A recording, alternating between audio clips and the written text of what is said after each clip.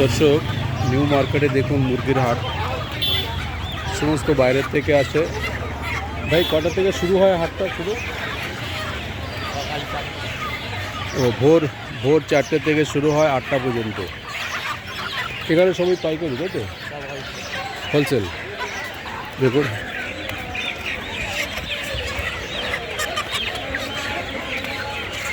বড় বাজার new market খাদ্য ভবনের পাশেই হাটটা। দেখুন